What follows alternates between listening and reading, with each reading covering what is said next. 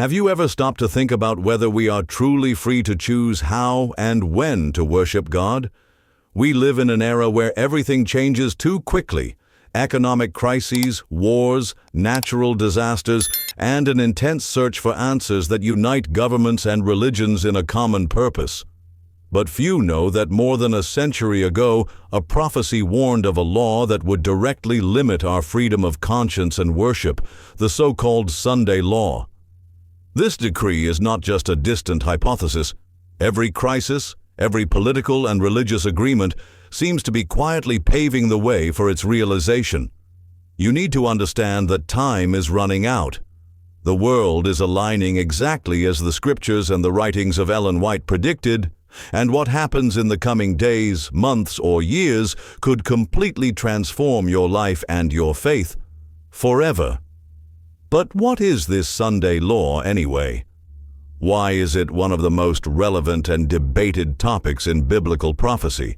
Simply put, the Sunday Law is the imposition of a law that will require the observance of Sunday as a holy day, replacing the biblical Sabbath established by God since creation, as recorded in Exodus 28:11 and Genesis 2:2-3. This imposition goes far beyond a simple religious issue. It is an attempt to unite the world under a system that mixes political power and faith, limiting freedom of worship, and those who resist this imposition may suffer serious consequences. Ellen White, in the book The Great Controversy, warned with strong words, "When the leading churches of the United States unite in points of doctrine common to them and influence the state to enforce their decrees and sustain their institutions, then Protestant America will form an image to the beast, and upon it will fall the penalties of omnipotence." What once seemed impossible is now being discussed as a solution to urgent problems: climate change, social collapse, and the desperate search for global peace. If you think you still have time to ignore these signs, think again. The time to understand and prepare is now, before it's too late. If this content is helping you better understand the signs of the times and what is to come, be sure to like and subscribe to the channel to follow all the upcoming videos. Your opinion is very important to us. Write in the comments what you think about this topic, and let's strengthen our faith and vigilance together. Current context. The scenario is being set as: we observe the major events dominating global news. It becomes evident that much greater forces are quietly at work behind the scenes of the world. The union between church and state, which was once discrete, is now advancing in a clear and irreversible manner. Religious influence on global political decisions is growing every day, and the statements of the current Pope Leo XIV, as well as other religious leaders, leave no doubt as to the direction of this movement. On several occasions, Pope Leo XIV has emphasized the urgent need for a universal day of rest, not only to alleviate human suffering, but also to protect the environment and restore the balance of creation. This position reinforces and continues what his predecessor, Pope Francis, declared in 2015 in the encyclical Laudato Si. Sunday, participation in the Judeo-Christian spirituality of the Sabbath rest is necessary to heal the wounds of creation and restore the balance of life. Note that this is not just traditional religious discourse. It is a call that integrates environmental, economic, social, mental health, and spiritual issues. In a world suffocated by interconnected crises, this call for a common rest is gaining momentum as a possible global solution. Recent economic collapses, social tensions, natural disasters, and growing intolerance have pressured governments and societies to seek alternatives that unite nations, beliefs, and peoples under a common purpose. At the same time, ecumenical movements have gained unprecedented strength. Frequent meetings between leaders of different religious traditions promote the union of faiths, encouraging doctrinal differences to be set aside in the name of world peace and the survival of the planet. To many, all this seems like a noble gesture of cooperation and hope.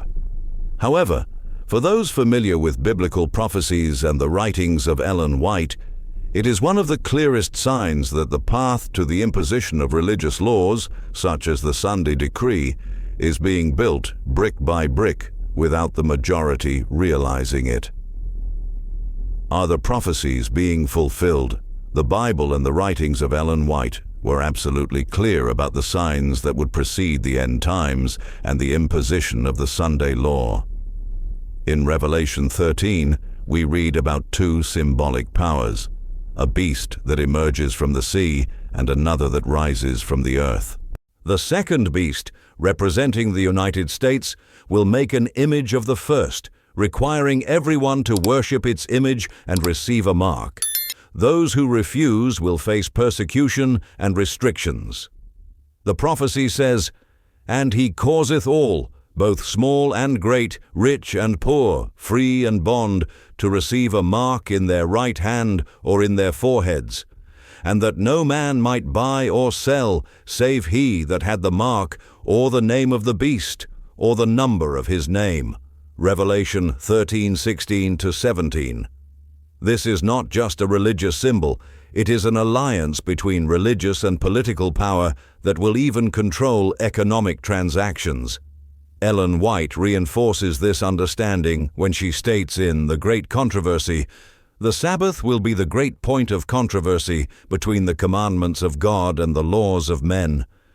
Those who remain faithful to the biblical Sabbath will face persecution, while those who accept Sunday rest will be submitting to the authority of the beast." Furthermore, Jesus, in Matthew 24, made it clear that there would be wars, famines, earthquakes, pestilences, and false prophets, and that all this would be only the beginning of sorrows. And look, all this is happening before our eyes. Wars and rumors of wars, natural disasters reaching unprecedented proportions, a climate crisis that already threatens the survival of millions, and above all, a global call for rest, peace, and unity. The world is desperately seeking a solution, and that solution seems to be increasingly moving toward the imposition of a universal day of rest. The detail that most people ignore is that this day will not be the Sabbath established by God. The decree has not yet been officially imposed, but speeches, agreements, and initiatives show that this may happen much sooner than many imagine. Prophecies are not only being fulfilled, they are accelerating. What is still missing? Given everything we are seeing on the world stage, an inevitable question arises. If everything is already happening, why hasn't the decree been officially established yet? The answer is straightforward. There are pieces that are still being adjusted. Prophecy makes it clear that, before the decree, an even more evident global collapse will be necessary, whether economic, social, environmental, or spiritual. The world needs to reach a point of complete exhaustion, where desperate people will accept any proposal that brings stability, peace, and security.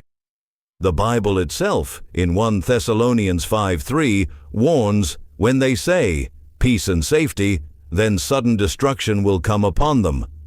The scenario clearly shows that religious freedom is being relativized in many countries.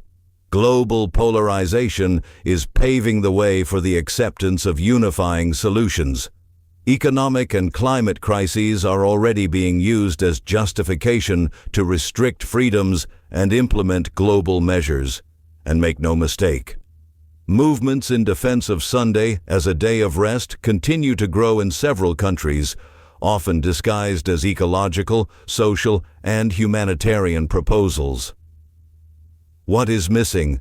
Just a sufficiently serious event that would allow, in an apparently natural and necessary way, the approval of a decree that would compel the world to observe Sunday, deliberately ignoring the biblical Sabbath.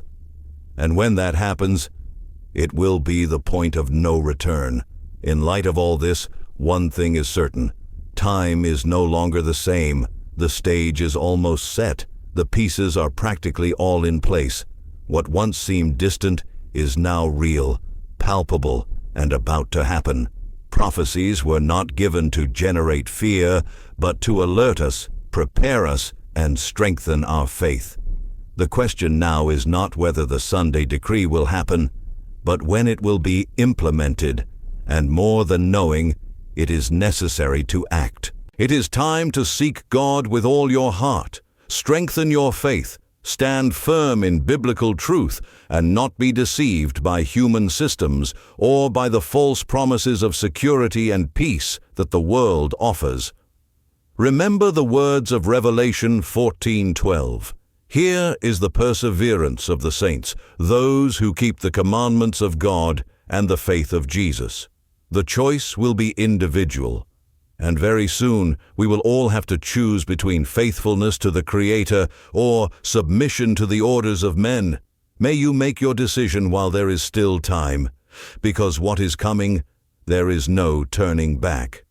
If this message touched your heart and made sense for your life, don't leave this video without liking it, subscribing to the channel, and activating the bell so you don't miss any of our upcoming messages.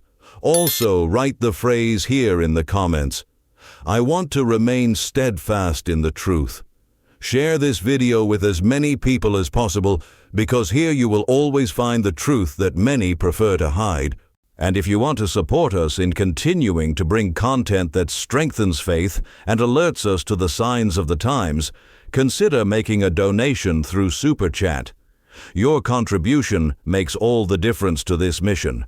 Thank you very much for being with us on this journey.